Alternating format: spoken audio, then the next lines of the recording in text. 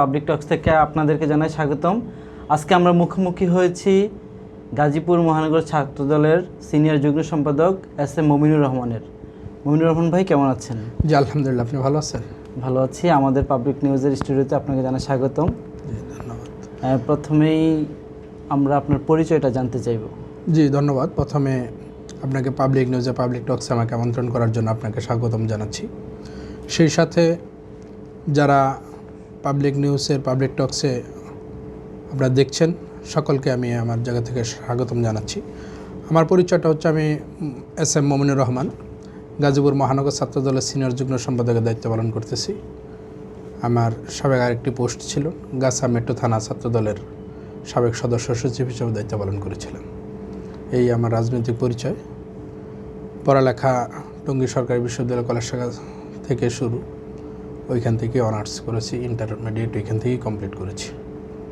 আচ্ছা আচ্ছা, আমরা প্রথমে জানতে চাইব আপনার রাজনীতিতে কিভাবে পদার্পণ ঘটলো বা কিভাবে রাজনীতিতে আসলেন? জি, আসলে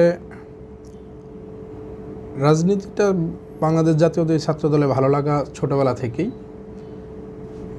কিন্তু যখন আমি টঙ্গী সরকারি কলেজ শাখা ছাত্রদল ইন্টারমিডিয়েট শাখায় ভর্তি হয়েছি, সাধারণ শিক্ষার্থীদেরকে নিয়ে চিন্তা ভাবনা এবং ছাত্রদল যে সাধারণ শিক্ষার্থীদেরকে নিয়ে ভাবে, এই ভাবনা থেকেই আমি নিজেকে ছাত্রদলের সাথে সম্পৃক্ত করে নিয়েছি। আর বিশেষ করে এই দলটা যিনি প্রতিষ্ঠা করে গিয়েছিলেন, সাবেক রাষ্ট্রপতি শহীদ জিয়াউর রহমান, ওনার যে ছাত্রদেরকে নিয়ে ভাবনা ছিল, ওনার যে ছাত্রদলের ভবিষ্যৎ, ছাত্রদের নিয়ে ভবিষ্যৎ নিয়ে ভেবে এই দলটাকে প্রতিষ্ঠা করেছিলেন, তার ভাবনাকে চিন্তা করে আমার এই ছাত্রদলে আসলে পদার্পণ। শহীদ জিয়ার আদর্শ আপনাকে অনুপ্রাণিত করেছে? জি, শহীদ জিয়াউর রহমান সাধারণ শিক্ষার্থীদেরকে নিয়ে ভাবনার, সাধারণ শিক্ষার্থীদের ভবিষ্যৎ নিয়ে চিন্তা চেতনায়, সাধারণ শিক্ষার্থীদের স্বাস্থ্য নিয়ে ভাবনায়, সাধারণ শিক্ষার্থীদের ক্যারিয়ার নিয়ে ভাবনায় যে সে ছাত্রদলকে গঠন করে গিয়েছিলেন, তার ভাবনার সাথে আমার ভাবনা মিলে যায়। তার জন্যই তার দিকে আকৃষ্ট হয়ে পরবর্তীতে আমাদের মরহুম দেশনেত্রী বেগম খালেদা জিয়া, তিনি যে গাইডলাইন দিয়েছিলেন ছাত্রদেরকে নিয়ে, তিনি যে লেখাপড়াকে প্রাধান্য দিয়ে যে নির্দেশনাগুলো দিয়ে গেছিলেন, তারপরে প্রতিষ্ঠানকে উন্নতির শিখরে নিয়ে যাওয়ার জন্য যে কার্যক্রমগুলো চালিয়ে গিয়েছিলেন, এই ভালো লাগা থেকেই আমি ছাত্রদলের রাজনীতি শুরু করেছি টঙ্গী সরকারি কলেজ শাখা ছাত্রদল নিয়ে। আচ্ছা, তাহলে আমরা আপনার কাছে জানতে চাইব, যেহেতু ছাত্রদের প্রতি কার্যক্রম দেখে আপনি এসেছেন, তো গাজীপুর মহানগর ছাত্রছাত্রীদের প্রতি আপনার কর্মদক্ষতা বৃদ্ধির জন্য বা তাদের বেকারত্ব দূরীকরণের আপনার কোনো প্রস্তাবনা বা আপনার কোনো পরিকল্পনা আছে কি না? আসলে আমরা ছাত্রদলটা করেছি কোন সময়টা আপনি অবশ্যই অবগত আছেন, যেই সময়ে ছাত্ররা নিজেদের জায়গায় পৌঁছাইতে পারতো না, সাধারণ শিক্ষার্থীরা তাদের ন্যায্য পাওনাটা পর্যন্ত যাইতে পারতো না। একটি শ্রেণী ওই সময়ে এই আওয়ামী ফ্যাসিস্ট সরকার, আপনি দেখছেন, শিক্ষা ব্যবস্থাকে প্রায় ধ্বংসের দ্বার প্রান্তে নিয়ে গিয়েছিলেন। তারা শিক্ষার কোনো পরিবেশ রাখে নাই, তারা এই শিক্ষাঙ্গনটাকে একবারে ধ্বংসের দিকে নিয়ে যাওয়ার পরে ওই জায়গা থেকে আমরা ছাত্রদল করে আসছি, যেন সারা বাংলাদেশের শিক্ষা প্রতিষ্ঠানগুলোতে শিক্ষার একটা সুন্দর পরিবেশ বিরাজ করে, সাধারণ শিক্ষার্থীরা যেন পড়ালেখা করে তাদের যোগ্য যে জায়গাগুলো, এই জায়গাগুলো যেন তারা প্রতিষ্ঠিত হইতে পারে। এই দাবি নিয়েই আমরা ছাত্রদল দীর্ঘ সময় কাজ করেছি, আন্দোলন করেছি, সংগ্রাম করেছি। আপনারা দেখেছেন যে এই বিগত সময়ে যোগ্যরা তাদের প্রাপ্য জায়গায় প্রতিষ্ঠিত হতে পারে নাই। যোগ্যরা তাদের যেরকম কোয়ালিফাইড ছিল, ওই তাদের কোয়ালিটি অনুযায়ী তারা তাদের জায়গা যেহেতু যেতে পারে নাই, ওই জায়গা থেকে একটা বিশাল গ্যাপ আমরা খেয়াল করেছি। তো এই জায়গা থেকে সাধারণ শিক্ষার্থীরা যে আন্দোলনগুলো করেছে, কোটা সংস্কার বলেন, তারপরে এই যে সর্বশেষ জুলাই অগাস্টের যে আন্দোলন বলেন, এগুলা কিন্তু সাধারণ শিক্ষার্থীদের প্রাপ্য অধিকারের আন্দোলন থেকেই শুরুটা। তো ওই জায়গা থেকে বাংলাদেশ জাতীয়তাবাদী ছাত্রদলের একজন কর্মী হিসেবে সাধারণ শিক্ষার্থীদের এই নৈতিক যে আন্দোলনগুলো ছিল, সবসময় আমি সম্পৃক্ত ছিলাম। এবং আমি আশা করি, যেহেতু এই আন্দোলনের মাধ্যমে ফ্যাসিস্ট সরকার বিদায় হয়ে ছাত্রদের মাধ্যমে সাধারণ শিক্ষার্থীদের অধিকার আদায়ের লক্ষ্যেই সেই ফ্যাসিস্টের বিদায় হয়েছে, নতুন সরকার গঠিত হয়েছে, অবশ্যই এই সাধারণ শিক্ষার্থী থেকে শুরু করে যারা আছে সকলের ভবিষ্যৎ, সকলে প্রাপ্য, সকলে তার মেধা অনুযায়ী যার যার জায়গায় অধিষ্ঠিত হবে, এটা অবশ্যই আমি আশাবাদী। আচ্ছা, যেহেতু আপনার কথার মধ্যে একটা বিষয় এসেছে যে সহনশীলতা, জি, তো সেক্ষেত্রে আপনি বড় একটি ছাত্র সংগঠনের গাজীপুর মহানগরের বড় একটি দায়িত্বে আছেন। তো শিক্ষা প্রতিষ্ঠানে সহনশীলতা বা এই, কি বলে এটাকে, সহাবস্থানের জন্য আপনার কোনো পরিকল্পনা আছে কিনা সবাইকে যে নিয়ে? বাংলাদেশ জাতীয়তাবাদী ছাত্র দল অবশ্যই বিশ্বাস করে যে প্রত্যেকটা ক্যাম্পাসে, প্রত্যেকটা শিক্ষাঙ্গনে ভিন্ন ধর্ম, ভিন্ন মতবাদের শিক্ষার্থী থাকতে পারে, যার যার পছন্দের সংগঠন থাকতে পারে। সবাই যেন যার যার পছন্দ অনুযায়ী যার যার মতামতকে প্রায়োরিটি দিয়ে সাংগঠনিক কার্যক্রম এগিয়ে নিয়ে যেতে পারে। শিক্ষাঙ্গনে যেন বিতর্ক প্রতিযোগিতা থাকবে, সেখানে যার যার মতকে সে প্রতিষ্ঠিত করার যে একটা প্রতিযোগিতা, এটাকে আমরা অবশ্যই সম্মান করি। আচ্ছা, আমরা এবার জানতে চাইবো আপনার রাজনৈতিক ক্যারিয়ারে কোনো ধরনের প্রতিকূলতার বা কোনো ধরনের চ্যালেঞ্জের সম্মুখীন হয়েছিলেন কিনা? জি, ধন্যবাদ। আপনি যে প্রশ্নটি করেছেন, আসলে প্রতিকূলতার মধ্য দিয়েই তো আমাদের ছাত্রদলের রাজনীতিটা শুরু। আমরা যেই পরিবেশে পরিস্থিতির রাজনীতি শুরু করেছি, প্রত্যেকটি মুহূর্ত, প্রত্যেকটি সময় চ্যালেঞ্জিং ছিল।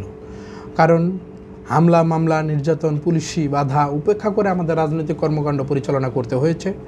এই জন্য প্রত্যেকটি সময় আমি মনে করি চ্যালেঞ্জিং ছিল। যেমন আপনারা খেয়াল করেছেন যে শিক্ষাঙ্গনগুলোতে তো পরিবেশ ছিলই না।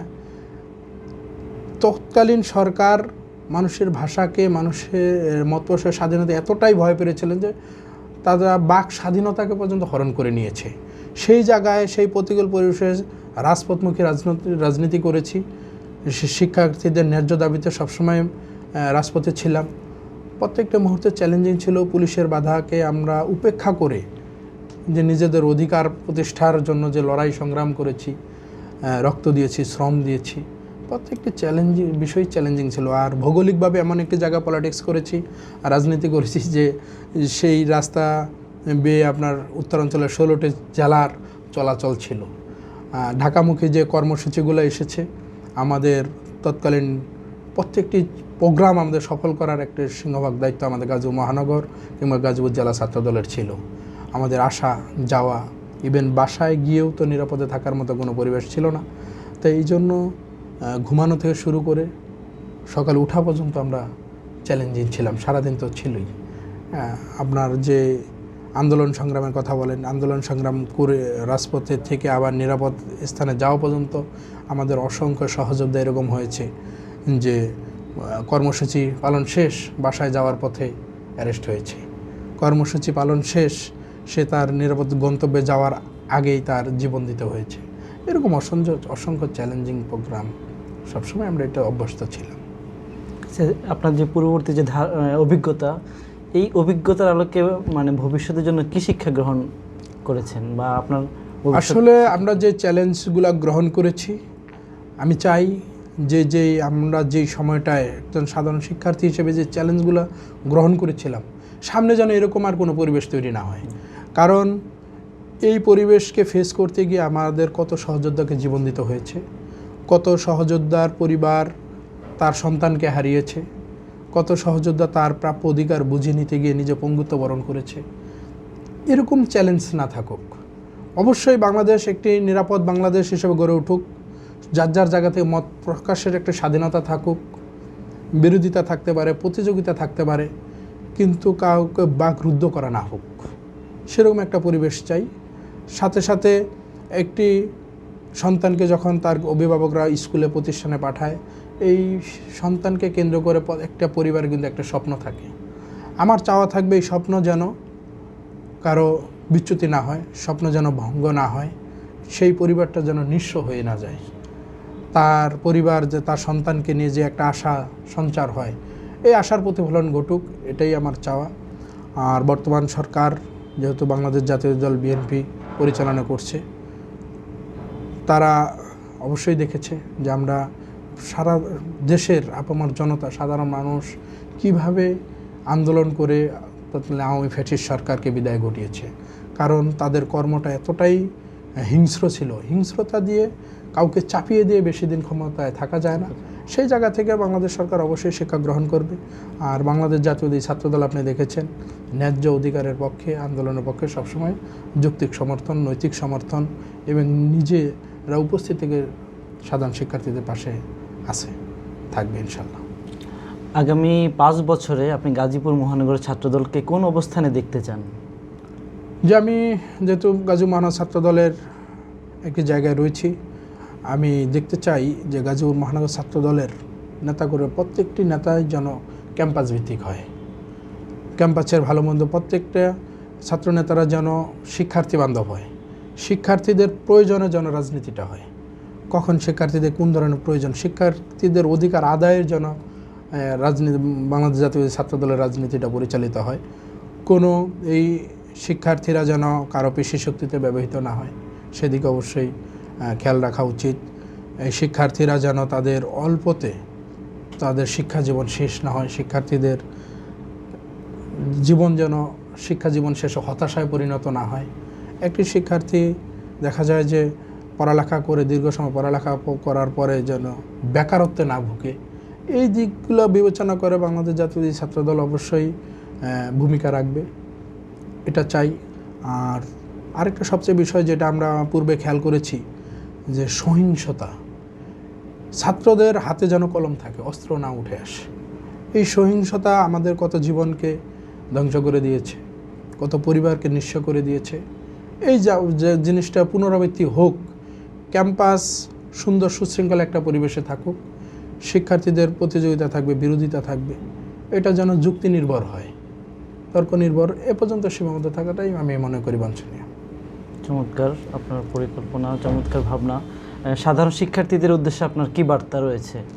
যে ধন্যবাদ। সাধারণ শিক্ষার্থীদের উদ্দেশ্যে আমার যে বার্তা রয়েছে, যেহেতু আমরা একটা খুব প্রতিকূল পরিবেশে পড়ালেখা করেছি, আবার রাজনীতির সাথে সম্পৃক্ত ছিলাম, আমি সাধারণ শিক্ষার্থীদের উদ্দেশ্যে বলবো তাদের সম্পর্কটা যেন পড়ার টেবিল কেন্দ্রিক হয়।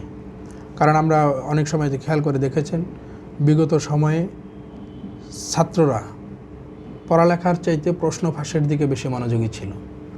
পড়ালেখার চাইতে তারা প্রশ্ন ফাঁস হবে সেটা দেখে পরীক্ষা দিবে, কিংবা আপনার তদবির কেন্দ্রিক ছিল, কোনো মতো সার্টিফিকেট। আবার দেখা যায় যে বিভিন্ন ধরনের অনিয়মে তারা জড়াই গেছিলো। এটা না করে সাধারণ শিক্ষার্থীদের প্রতি আমার উদাত্ত আহ্বান থাকবে, তারা যেন পড়ালেখা ঠিকভাবে করে এবং নিজের যোগ্যতা যাচাই বাছাই করে তাদের কাঙ্ক্ষিত স্থানে যেতে পারে, সেই লক্ষ্যে তারা কাজ করবে।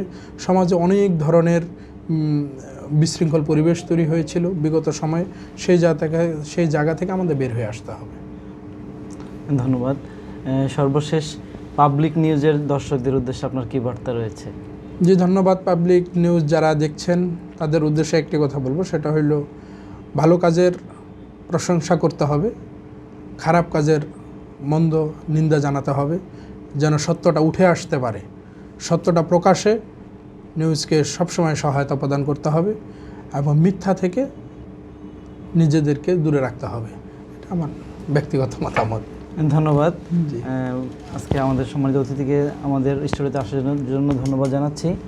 সুপ্রিয় দর্শক শ্রোতা, আপনারা দীর্ঘক্ষণ যাবৎ আমাদের আজকে সম্মানিত অতিথির কথা শুনছিলেন, তার পরিকল্পনা শুনছিলেন, তার ভাবনাগুলো শুনছিলেন। আমরা আজকের মতো পাবলিক টক্স থেকে এখানে বিদায় নিচ্ছি। আগামী পর্বে কোনো অতিথিকে নিয়ে দেখা হবে, সেই পর্যন্ত আমাদের সাথে থাকুন। সবাইকে ধন্যবাদ জানিয়ে আবার বিদায় নিচ্ছি। আসসালামু আলাইকুম।